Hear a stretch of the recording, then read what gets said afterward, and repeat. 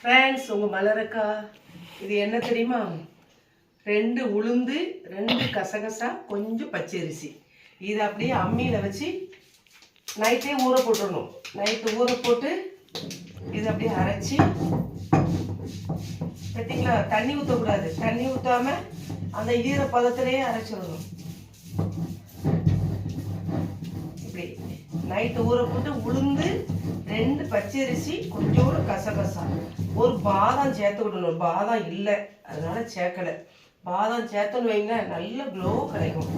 நல்ல மைய அரைச்சிருவோம். கொஞ்சம் நிமிஷத்துலேயே அரைச்சிடும். பார்த்தீங்களா? அரைச்சிட்டா இப்படி அரைச்சி இதை இந்த சின்ன கிணத்துல எடுத்து வச்சு, ஃப்ரெண்ட்ஸ், அரைச்சி நல்லா அப்படி வளைச்சிருங்க.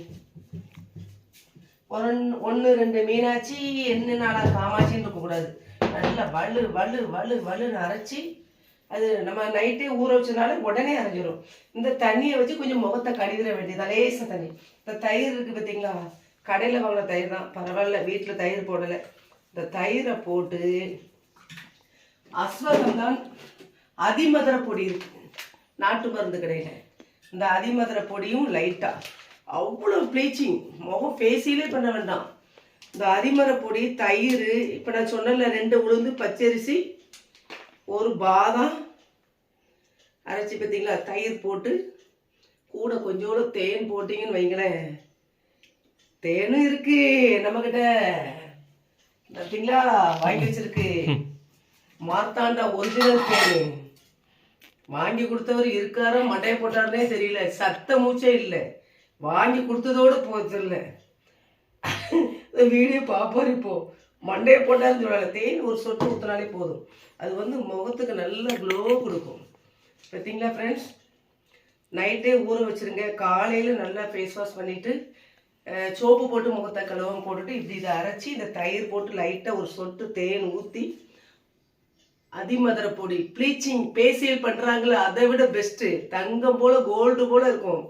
இதை செஞ்சு இப்படி வச்சுக்கிட்டு முகத்தில் போட்டிங்கன்னு வைங்களேன். போட்டுட்டு அப்படியே கொஞ்ச நேரம் விட்டுருங்க. முகம் அப்படியே காஞ்சி, பேசக்கூடாது, அப்படியே படுத்துட வேண்டியதுதான்.